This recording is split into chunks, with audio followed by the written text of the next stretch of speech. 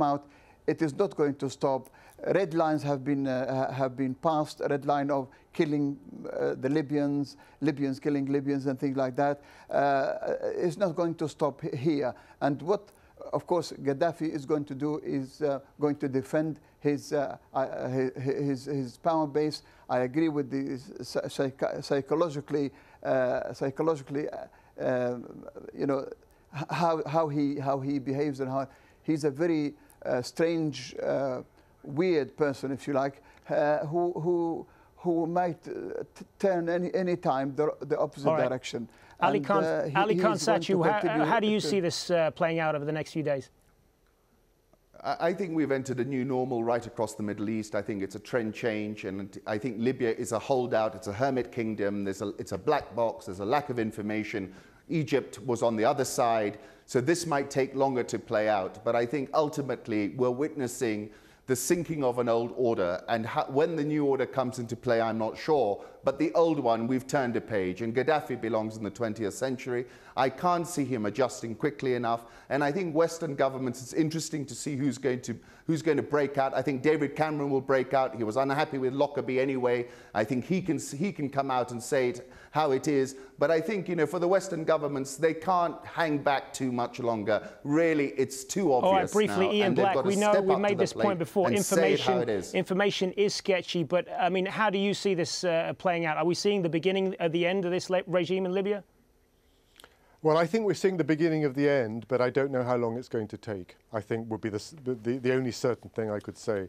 I agree that this looks pretty irreversible, but a lot of people could die and many more bad things could happen before this very strange regime, very isolated, very idiosyncratic, recognizes that it's going the way of history. In the wake of these extraordinary events, Tunisia, Egypt, after all, Libya's two nearest neighbours have gone. But I don't think it's going to happen easily or quickly. Well, it will certainly be interesting to see how all of this does play out, not only in Libya, but throughout the whole Middle East. But that is all we have time for. I want to thank all of our guests for taking part in the discussion. Ashur Shamis, Ali Khan Satchu, and Ian Black. Many thanks for your time. And thank you for joining us on this edition of Inside Story. As always, we welcome your feedback on this and any of the topics we discussed. Remember, you can email your comments to us at insidestory@aljazeera.net. Bye for now.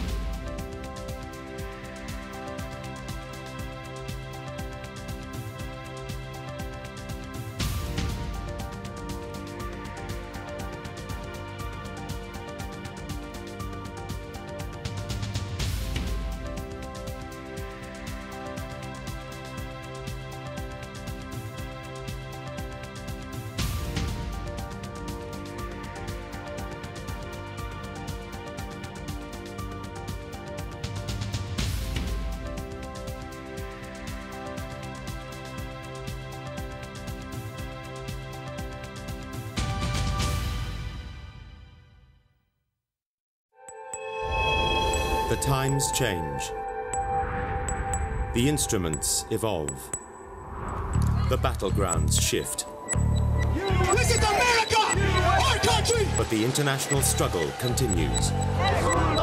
He was murdered! Uncompromising, hard-hitting investigations. I can't get no justice from no one in Jamaica. People and power, at this time on Al Jazeera. All the news, all the time. aljazeera.net/English. As geeks take on dictators, bloggers turn dissidents, and social networks root for social justice, governments are going cyber, spying on their citizens, erecting firewalls like Iron Curtains, and closing down websites. We ask, is cyber-generated change virtual or real? Empire at this time on Al Jazeera.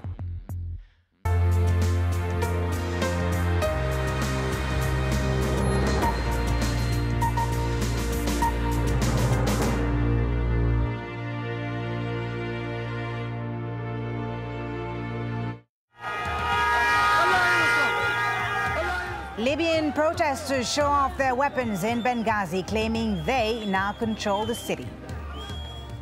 Unrest too in the capital, Tripoli. Gaddafi's son says his father won't back down.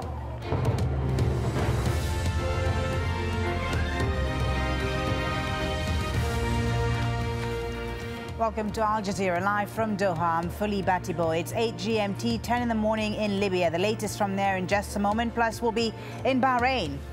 Zain al-Abidin down. Mubarak down. Al-Khalifa down, down, down. The Bahrainis calling for their rulers to go say they'll never quit.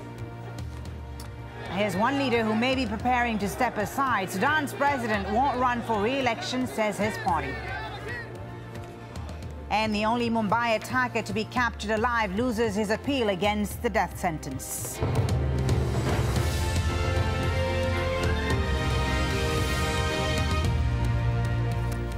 We begin in Libya, and there have been more protests there, despite Muammar Gaddafi's son saying his father is still in charge and will fight until the last man and the last bullet. Saif al-Islam Gaddafi made those remarks overnight on national television.